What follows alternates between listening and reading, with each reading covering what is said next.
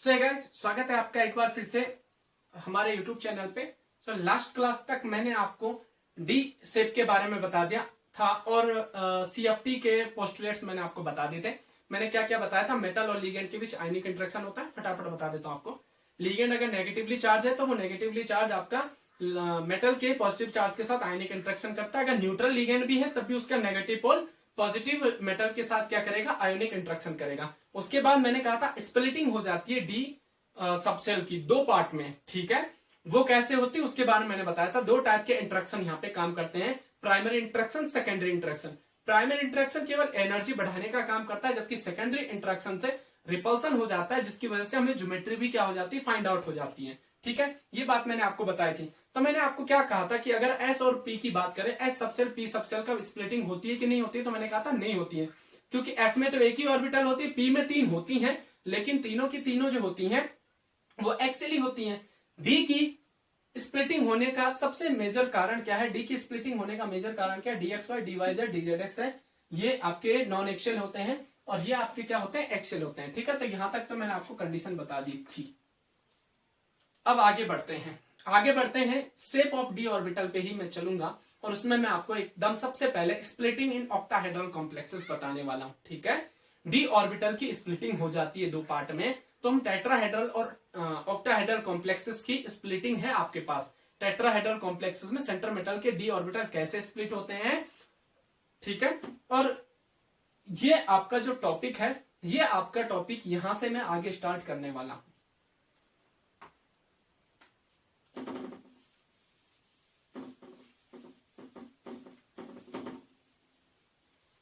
देखो, चाहे octahedral complexes में डी की स्प्लिटिंग देखो, चाहे टेट्राहेड्रल कॉम्प्लेक्सेस में डी की स्प्लिटिंग देखो, उसके लिए आपको सबसे ज्यादा जरूरी था एक्सियल और नॉन एक्सियल ऑर्बिटल के बारे में जानना, ठीक है। एक्सियल और नॉन एक्सियल ऑर्बिटल के बारे में जानना आपके लिए बहुत ज्यादा जरूरी था। अब हम आगे स्टार्ट करते हैं यहां से। सबसे पहले मैं बताने वाला हूं ऑक्टाहेड्रल कॉम्प्लेक्सेस में स्प्लिटिंग डी ऑर्बिटल की, ठीक है, ठीक है। तो सबसे पहले हम ऑक्टाहेड्रल कॉम्प्लेक्सेस में इसकी स्प्लिटिंग देखेंगे। ये तो बताने की जरूरत नहीं है स्प्लिटिंग कैसे होती है। लिगेंड जब अप्रोच करते हैं किसके साथ, मेटल के साथ, उसके बाद ही आपकी स्प्लिटिंग होती है। किस किस प्रकार होती है वो तो मैंने आपको बता दिया था।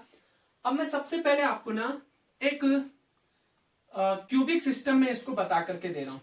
आपने देखा होगा, मैंने आपको पढ़ाया है, मैंने ही पढ़ाया था आपको।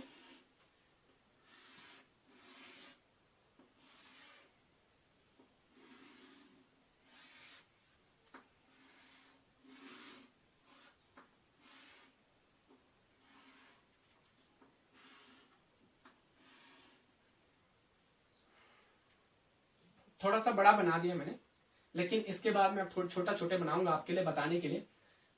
सॉलिड स्टेट पढ़ाया था मैंने आपको, सॉलिड स्टेट पढ़ाया। तो सॉलिड स्टेट पढ़ने के बाद अगर सबसे बेस्ट चैप्टर लगता है जो थोड़ा कोरिलेट कर सकते हैं हम, तो सॉलिड स्टेट से कोरिलेट हो सकता है कोऑर्डिनेशन कंपाउंड, इसलिए मैंने आपको प्रेफर किया कोऑर्डिनेशन कंपाउंड पढ़ाना। अब आप सोच रहे हो कि सर तो सॉलिड के बाद ही कोऑर्डिनेशन पढ़ा देते, डी और एफ ब्लॉक क्यों पढ़ाया? तो आपको पता है डी और एफ ब्लॉक के बिना तो कोऑर्डिनेशन पढ़ाना असंभव है। क्यों? क्योंकि यहाँ पर जितने भी सेंटर मेटल आइटम काम आ रहे हैं, अब तक आप देखा होगा आप लोगों ने, सारे के सारे क्या आ रहे हैं, डी ब्लॉक के ही तो आ रहे हैं। समझ रहे हो बात को? बस इसीलिए तो ये तीन चैप्टर ना आपके एक दूसरे से काफी अच्छे से कोरिलेट होते हैं। अब मैग्नेटिक बिहेवियर देखा होगा आपने, तो डी ब्लॉक में आपको मिल गया, वही आपको सॉलिड स्टेट में मिला था, है ना। तो काफी कोरिलेट करते हैं तीनों चैप्टर, इसीलिए इन तीनों चैप्टर को मैंने एक साथ पढ़ाया, आपको प्रिफर किया मैंने इनको एक साथ पढ़ाना, ताकि आपके जितने भी डाउट है ना वो एक साथ क्लियर हो सके, ठीक है। अब यहां पर मैंने, अगर आपको याद हो, ऑक्टाहेड्रल वॉइड्स बताई थी आपको कि अष्टफलकीय रिक्तिका कहां पर बनती है। तो एफसीसी में मैंने आपको अच्छे से समझाया था। मैंने कहा, क्या कहा था, यहां पर कहीं पर आपकी क्या बनती है, अष्टफलकीय रिक्तिका बनती है, बताया था। फ्रंट का फेस, बैक का फेस कैसे बताया था, अगर आपको याद हो। इसको मैंने माना था, सपोज करो बैक फेस है ये वाला, ये सपोज करो फ्रंट फेस का सेंटर है, ये इधर का और ये इधर का, और ये ऊपर वाले फेस का और ये नीचे वाले फेस का, अगर याद हो आपको। तो इन चारों को मैंने ऐसे जोड़ करके एक स्क्वायर प्लेनर सा बना दिया था। ध्यान आ रहा है? नहीं भी आ रहा है तो जाओ पढ़ो, सॉलिड स्टेट पढ़ो, अभी कहीं दूर तो नहीं किया है। ऐसे तो बताया था आपको।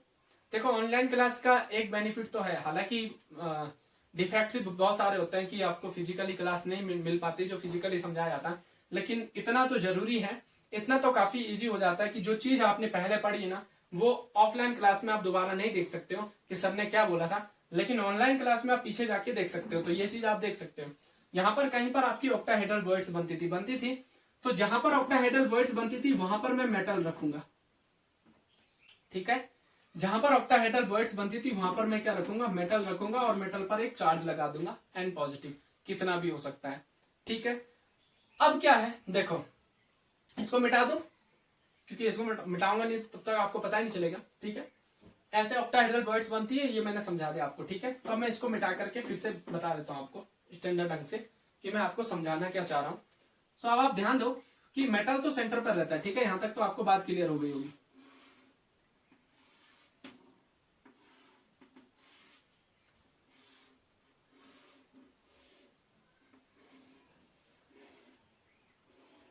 ठीक है, अभी मेटल तो सेंटर पर रहेगा, लेकिन इसके बाद देखो ये ऊपर वाली एक्सिस को मैं क्या मानता था, ये आपकी जेड एक्सिस थी अगर आपको याद हो रहा होगा, और ये आपकी कौन सी एक्सिस थी, एक्स एक्सिस थी, और ये कौन सी एक्सिस थी, वाई एक्सिस थी। ध्यान आ रहा है, ठीक है। तो अगर मैं सेंटर से कहूं, देखो वाई एक्सिस कहां है, इधर देखो ना, माना कि ये प्लेन है, ठीक है, ये पूरा का पूरा प्लेन है। अब इस प्लेन में जेड एक्सिस ऊपर की ओर है, एक्स एक्सिस इधर की ओर है, और वाई एक्सिस आगे की ओर है, ठीक है। इसको अच्छे से समझो, वाई एक्सिस आगे की ओर है कि नहीं है, वाई एक्सिस मतलब ये अगर प्लेन है तो जेड एक्सिस ऊपर है, एक्स एक्सिस इधर है, और वाई एक्सिस आगे की ओर है। तो मैं कह सकता हूं कि सेंटर पॉइंट से भी अगर मैं इस चीज को मेजर करना चाहूं तो सेंटर पॉइंट से ऊपर की ओर तो आपका कौन सा एक्सिस जा रहा होगा, जेड एक्सिस, इधर की ओर कौन सा एक्सिस जा रहा होगा, एक्स एक्सिस, और इधर की ओर कौन सा एक्सिस आ रहा होगा, वाई एक्सिस। ये बात तो क्लियर हुई।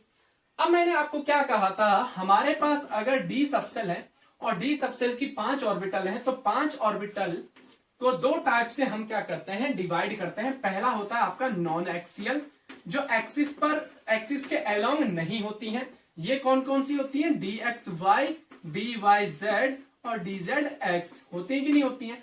और एक होती है आपकी टाइप है, वो है आपका एक्सियल, जो अक्ष के अनुदिश जाती हैं। और ये कौन कौन सी होती है, D X square minus Y square, और दूसरी हालांकि 2 अलग होती हैं लेकिन उनकी लीनियर कॉम्बिनेशन से बना ये आपका बना डी जेड स्क्वायर, ठीक है। तो ये आपकी एक्सियल हो गई और ये आपकी क्या हो गई, नॉन एक्सियल हो गई। तो अब हमें यही देखना है कि एक्सियल में ऑर्बिटल कैसे रहेंगे और नॉन एक्सियल में ऑर्बिटल कैसे रहेंगे, ठीक है। तो मैं आपको एक एक करके क्लियर करके देता हूं। चलो स्टार्ट करते हैं यहां से। सपोज करो सबसे पहले मैं आपको D X square minus Y square बता के दे रहा हूं, ठीक है। D X square minus Y square कैसे लाई करेगी, देखो अब आप अच्छे से समझो ना, थोड़ा 3D इमेजिन आपका अच्छा होना चाहिए। और 3D इमेजिन आपका अच्छा हो ही चुका है, बोलो क्यों और कैसे। आप कहोगे सर कैसे, कैसे आपने सॉलिड स्टेट पढ़ लिया है, ठीक है। तो अब देखो वाई एक्सिस का है, वाई एक्सिस ना फ्रंट है, ऐसे मतलब मैं ये कहूं कि ये अगर प्लेन है तो वाई एक्सिस फ्रंट है, पीछे से आगे की ओर आएगा, और एक्स एक्सिस किधर है, इधर की ओर है। तो मैं ये मान सकता हूं कि एक्स एक्सिस में मैं ऐसी लाइन खींच देता हूं, खींच दो यहां से इसके सेंटर तक, इसके फेस के सेंटर से इसके फेस के सेंटर तक, ये तो रहा आपका एक्स एक्सिस, और पीछे के फेस के सेंटर से आगे के फेस के सेंटर तक ये बन गया आपका वाई एक्सिस। बना कि नहीं बना। तो मैं ये कह सकता हूं D X square minus Y square कहां कहां रह रहा होगा, इसके फेस के सेंटर से ये फेस का सेंटर मिला, ये तो रहा आपका एक्स एक्सिस पर, और यहां से पीछे से आकर के यहां आगे आ जाएगा इसके वाई के फ्रंट के फेस के सेंटर पर। यानी कि हम कह सकते हैं इनके लोब कहां टच कर रहे होंगे, इनके लोब टच कर रहे होंगे फेस के सेंटर को, फ्रंट के फेस के सेंटर को, बैक के फेस के सेंटर को। तो मैं ये कह सकता हूं कि जो D X square minus Y square orbital है उसमें इनके जो लोब हैं वो फेस के सेंटर को क्या कर रहे होंगे, टच कर रहे होंगे। किसको टच कर रहे होंगे, फेस के सेंटर को टच कर रहे होंगे। अगर ये फेस के सेंटर को टच कर रहे हैं तो आप एक बात बताओ मेरे को अच्छे से, चलो पहले तब बताना, पहले मैं डीजेड स्क्वायर भी बता देता हूं आपको। अच्छा डीजेड स्क्वायर करके देखते हैं, डीजेड स्क्वायर को मैं यहां पे करके देखता हूं, ठीक है।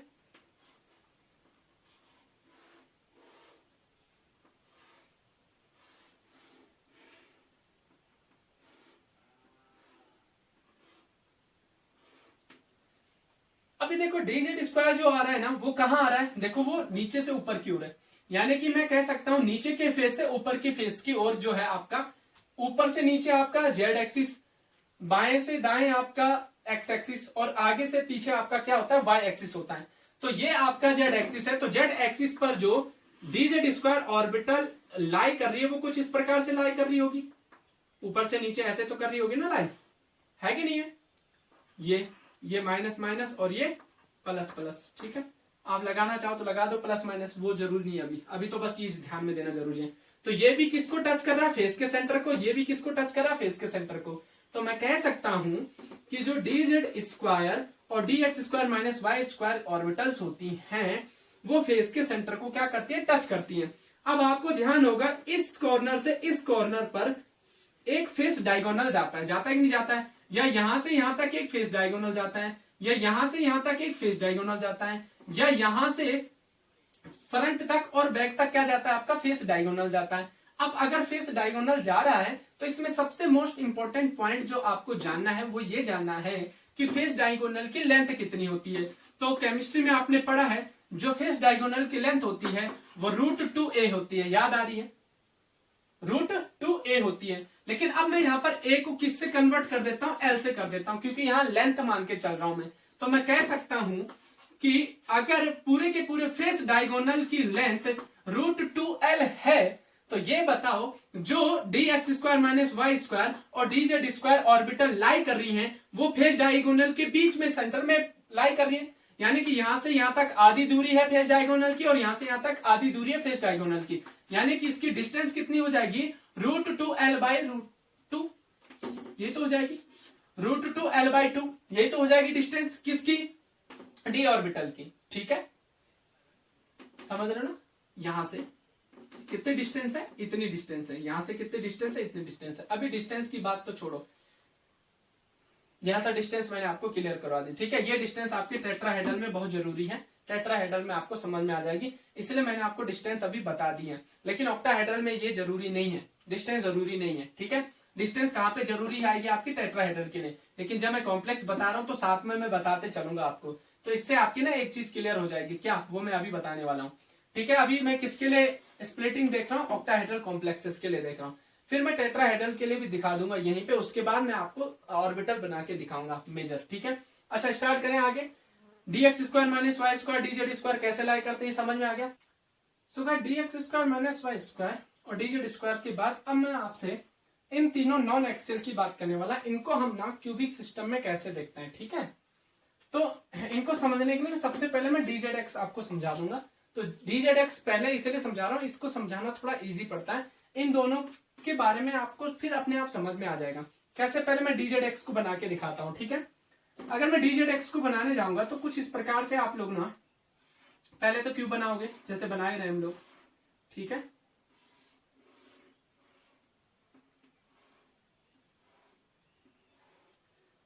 अब देखो इसको अच्छे से समझो कि जेड एक्सिस ऊपर से नीचे ऐसे करके है कि नहीं, ये आपका जेड एक्सिस है, और यहां कहीं आपका जेड स्क्वायर जो था डी जेड स्क्वायर ऑर्बिटल, इसके लोब यहां टच कर रहे थे कि नहीं कर रहे थे, और एक्स एक्सिस ना यहां कहीं ऐसे पास होके जाती है, होती कि नहीं है, वाई एक्सिस आगे से पीछे जाती है। तो ये आपकी जेड एक्सिस है और ये आपकी एक्स एक्सिस है।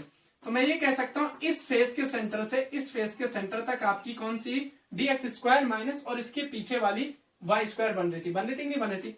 अब मैंने क्या कहा, जो डी जेड एक्स ऑर्बिटल होती है, अगर मैं इसको जेड मान के चलूं इसको और इसको एक्स मान के चलूं, तो डी जेड एक्स और जेड एक्सिस के बीच में ये क्या होती है, लाई करती है कि नहीं करती है, कौन सी वाली, डी जेड एक्स। तो यानी कि एक्स और जेड एक्सिस के बीच में ये लाई करेंगी। तो आप खुद देखो इसके और इसके बीच में, इसके और इसके बीच में ये वाला पॉइंट आ जाएगा, आएगा कि नहीं आएगा, और इसके और इसके बीच में कौन सा वाला पॉइंट आ जाएगा, देखो इन दोनों के बीच में ये वाला पॉइंट आ जाएगा, आएगा कि नहीं आएगा, और इस एक्सिस और इस एक्सिस के बीच में ये वाला पॉइंट आ जाएगा, और इस एक्सिस और इस एक्सिस के बीच में ये वाला पॉइंट आ जाएगा। दिख रहा है कि नहीं दिख रहा, यानी कि जो डी जेड एक्स ऑर्बिटल है इसके सेंटर से ऐसे पास होते हुए इस लोब को टच करते हुए नीचे वाले लोब पर आ जाएगी ऐसे करके, और इस वाले पॉइंट को टच करते हुए पीछे इस वाले पॉइंट को टच करेगी ये करके। तो ये वाली जो ऑर्बिटल है ये कौन सी ऑर्बिटल है आपकी DZX ऑर्बिटल है कि नहीं है। अब एक बात बताओ, इस एड्स के कॉर्नर से इस कॉर्नर के बीच की जो लेंथ थी अगर आपको याद होगी उसको मैं ए से रिप्रेजेंट करता था और ए को मैं किससे रिप्लेस कर चुका हूं, एल से रिप्रेजेंट कर चुका हूं, लेंथ को मैं एल से रिप्रेजेंट कर रहा हूं। तो अब आप खुद देखो यहां से यहां तक की जो डिस्टेंस होगी वो तो होगी आपकी एल। तो इस लोब की लेंथ कितनी हो जाएगी यहां से यहां, क्योंकि ये बीच में सेंटर पर है, ये भी सेंटर पर है, ये भी सेंटर पर है, ये भी सेंटर पे। तो देखो यहां से यहां तक एल थे तो यहां से यहां तक कितना हो जाएगा आपका L/2, यानी कि ये L/2 L/2 L/2, यानी कि DZX जो है वो कॉर्नर से L/2 डिस्टेंस पर रहता है कि नहीं रहता है। अब देखो ये L/2 डिस्टेंस पर रहता है जबकि ये कितने डिस्टेंस पर रह रहे थे, ये दोनों ऑर्बिटल √2 L/2 डिस्टेंस पर रह रही थी। इतना फर्क है इन दोनों में। अब अगर DZX आपको समझ में आ गया तो DXY भी आपको समझ में आ जाएगा। DXY कैसे समझ में आएगा आप खुद देखो। ये माना कि आपकी और क्यूबिक सिस्टम है, ठीक है, ऐसे करके। अब मैं इसको फटाफट बनाऊंगा, ठीक है, थोड़ा सा टाइम लगता है ना इनको स्ट्रक्चर को बनाने में, लेकिन समझाने के लिए बातें आपको बहुत जरूरी हैं, आपको समझ में आनी चाहिए। अब देखो एक्स एक्सिस यहां था, यहां से निकल करके पूरा का पूरा ऐसे जा रहा था कि नहीं जा रहा था। ये तो था आपका एक्स एक्सिस और ये इसका फेस सेंटर जहां पर आपके लोब टच कर रहे हैं। और वाई एक्सिस कहां पर था, कुछ यहां पर था, वाई एक्सिस था कि नहीं था, ऐसे सेंटर पर। हाँ ऐसे ही, थोड़ा सा इसको ऐसे बना देता हूं, ठीक है, ऐसे। ये आपका सेंटर से वाई एक्सिस था। अब देखो इसके और इसके फेस के सेंटर में ये वाला पॉइंट आएगा कि नहीं आएगा, तो इस वाले पॉइंट पर कहीं लोब टच करेगा ऐसे करके यूं। अब एक बात बताओ, इसके और इस फ्रंट के सेंटर में ये रहा कि नहीं रहा, ये वाला, तो यहां टच कर जाएगा लोब ऐसे करके। अब एक और चीज देखो, इसके और फ्रंट वाले के सेंटर में ये वाला सेंटर बनेगा तो यहां से लोब टच करके जाएगा। और ये इसके और इसके बीच में ये वाला है तो यहां से लोब टच करके आएगा ऐसे करके पूरा का पूरा, ठीक है। तो अब खुद देखो कि इसकी पूरी की पूरी लेंथ L थी, हालांकि ये दिख रहा होगा कि नीचे, लेकिन ये सेंटर पर होता है, ठीक है। तो यहां तक की जो डिस्टेंस होगी ये अगर पूरी L है तो इसके आधे में लोब है तो यहां भी डिस्टेंस हो जाएगी आपकी L/2, हो जाएगी कि नहीं हो जाएगी। और ये कौन सी ऑर्बिटल है आपकी, DYZ नहीं DXY, सॉरी, ये कौन सी है आपकी DXY। अब अगर DXY ऐसी है तो DYZ भी हम बना सकते हैं कि नहीं बना सकते। सो DZX DXY मैंने बता दिया, अभी मुझे क्या बताना है आपको, DYZ बताना है, ठीक है। तो DYZ ऑर्बिटल बताने के लिए थोड़ा सा इसको ना, इस क्यूबिक सिस्टम को अच्छे से बनाना जरूरी होता है, तभी जाकर के ये चीजें अच्छे से क्लियर समझ में आ पाएंगी।